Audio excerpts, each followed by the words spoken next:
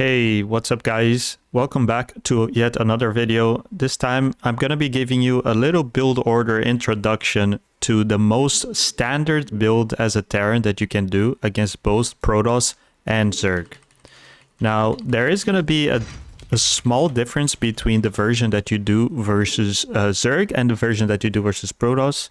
And that's simply going to be the fact that versus Zerg, you don't want to make Marauders.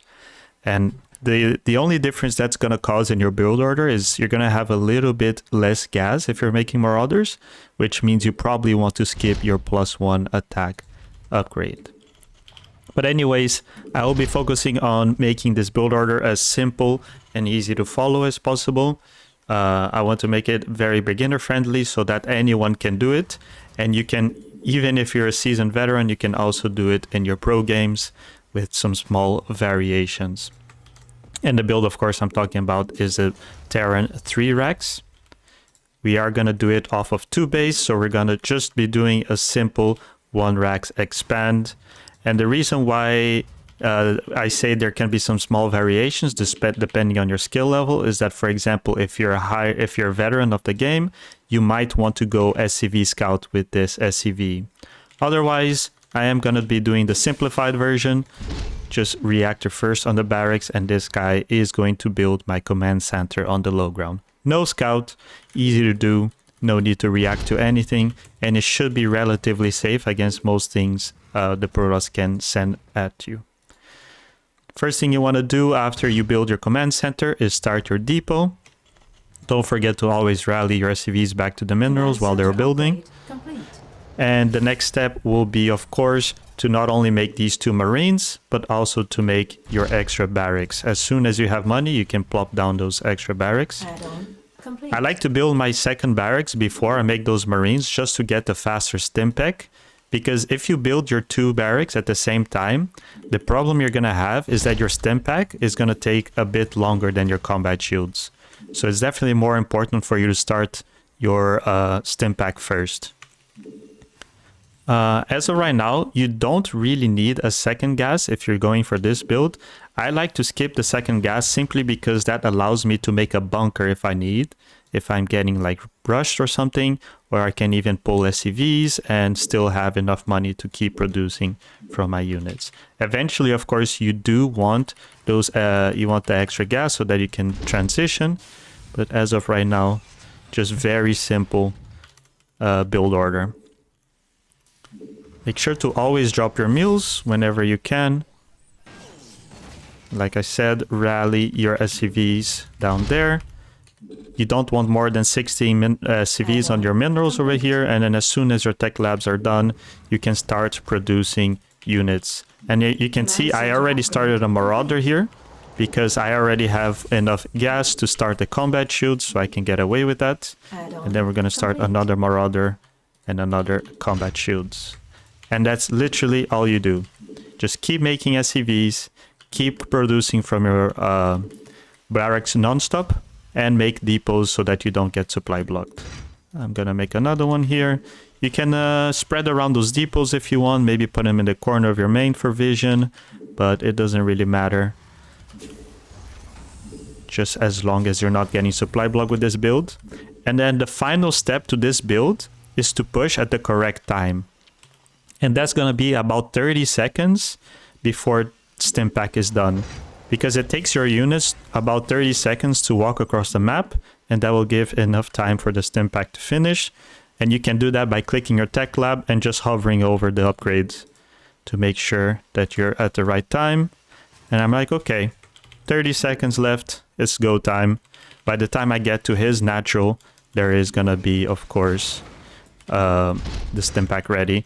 And behind this, make sure to keep macroing. You can even save some scans if you want, in case there's DTs.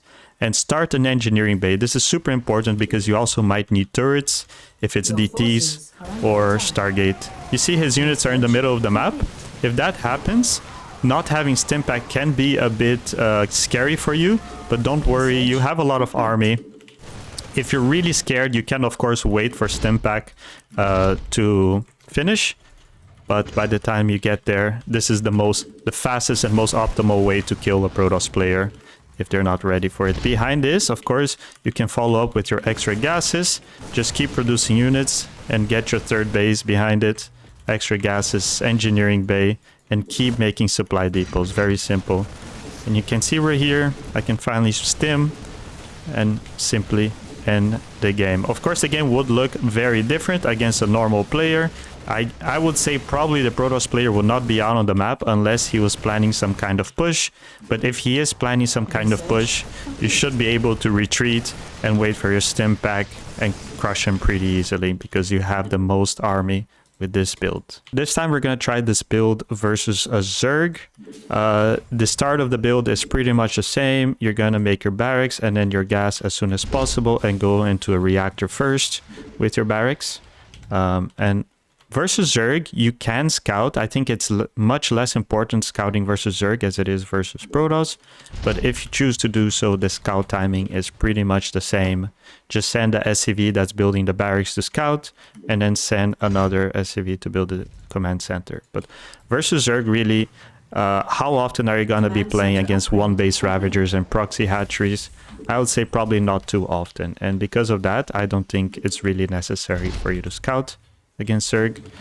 And even if it's something like pull first with 6 lings or 4 lings or whatever, you still have enough Marines and time to defend it, so you should be more than fine.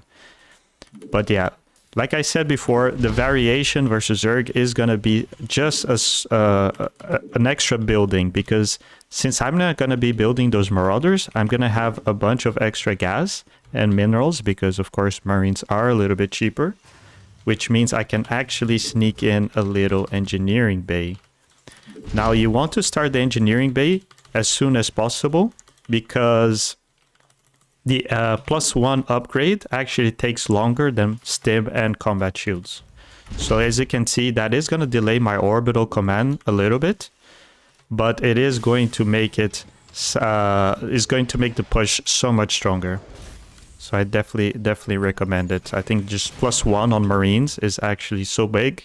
And the reason why you don't do this against Protoss, of course, like I said before, it's because you're making Marauders. Those cost a lot of gas, but also +1 is not as impactful for Marauders as it is for Marines. Command center upgrade. And behind this, only make Marines even out of the barracks with tech labs, because you need to save your gas to make the combat shields. You can see the tech lab is going to finish, and it is going to line up perfectly with the gas that I need. And just like that, I'm reset back down to 0 resources, which means the build is efficient, it's optimal.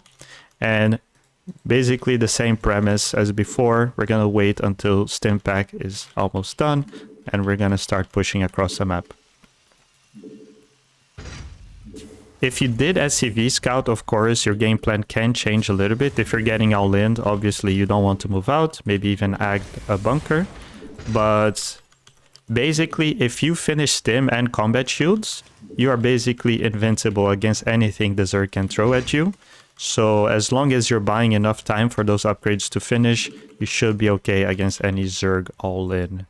Now we can look at this +1 upgrade. We can see it's about 34 seconds away. And so we can almost start to move out. I think we'll wait for these 2 extra Marines and then we go. And by the time we get to his base, same thing. It's probably gonna be all done. All your upgrades are going to line up. It's a beautiful timing. And behind this, you can of course start your factory. And with your factory, you want to start some extra gases. Research complete. Now you can keep F2ing your units across the map, but I like to keep the reinforcements at home in case of a Zergling run by. Those can definitely help defend.